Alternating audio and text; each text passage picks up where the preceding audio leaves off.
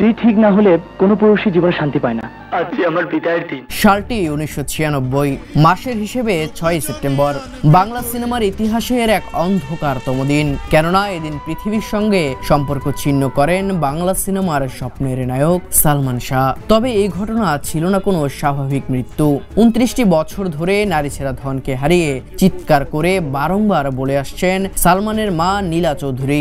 তারই দাবির সঙ্গে সালমানের ভক্তরাও ছিলেন সোচ্চার। রাজধানীর নিউ স্কাটন গার্ডেনের স্কাটন প্লাজা থেকে ঢাকাই সিনেমার স্বপ্নের নায়ক সালমান শাহর মরদেহ উদ্ধার করা হয়। সে সময় এই ঘটনায় রমনা থানায় একটি মামলাও হয়। সেই মামলায় 3 ধরনের তদন্ত হয়। নানান জল্পনা কল্পনার পর তদন্ত শেষে আত্মহত্যা হিসেবে ঘটনাটিকে উল্লেখ করা হয়। তবে তা মানতে নারাজ তার পরিবার। সবশেষ 2011 সালের ডিসেম্বরে পিবিআই এর তদন্তের প্রতিবেদনের উপর নারাজি দিয়ে সালমান শাহর মা নীলা চৌধুরী মামলাটি রিভিশনের আবেদন করেন। দীর্ঘ প্রায় 4 বছর পর 20 অক্টোবর রিভিশন আবেদন মঞ্জুর হয়। অপমৃত্যুর মামলাটিকে হত্যা মামলা হিসেবে অভিযোগ গ্রহণের নির্দেশ দেন আদালত। সেই হিসেবে সালমান শাহর স্ত্রী সামিরা সহ 11 জনকে আসামি করে রমনা থানায় একটি হত্যা মামলা দায়ের করেন নায়কের মামা আলমগীর কুমকুম। এদিকে মামলাটি হত্যা মামলায় রূপ নেওয়ার পর নতুন করে চাঞ্চল্যকর তথ্য উঠে আসছে।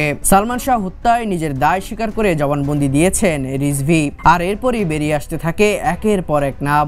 আমাকে নিয়ে কেউ তো স্বপ্ন দেখোনি। সালমান শাহর মৃত্যু ছিল 12 লাখ টাকার এক হত্যার চুক্তি, যে চুক্তি করেছিলেন সালমান শাহর শাশুড়ি লতিফা হক লুসি।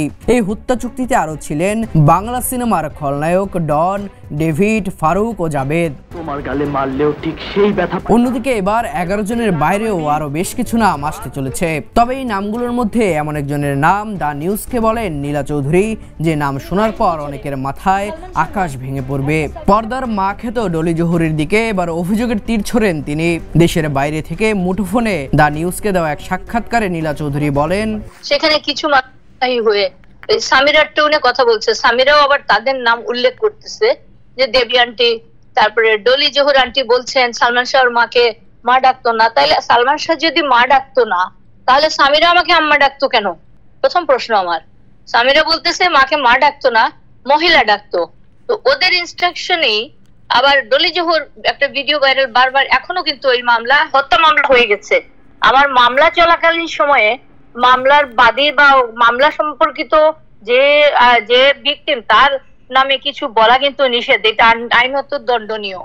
তারপরেও তারা এটা বলছে এবং বর্তমানে ফেসবুকে ভাইরাল হচ্ছে ডলি জহুরের বক্তব্য বারবারই, যে ওর অন্য বিষয়ে কথা বলতে গিয়ে অন্য বিষয়ে উত্তর না দিয়া বলে যে আমি সালমান শাহ তার মাকে মা বলতো না। এ প্রসঙ্গ কিন্তু আসেই না, কিন্তু সে বলে ফেলে। আমার ছেলের সাথে কি সম্পর্ক ছিল আমি জানি।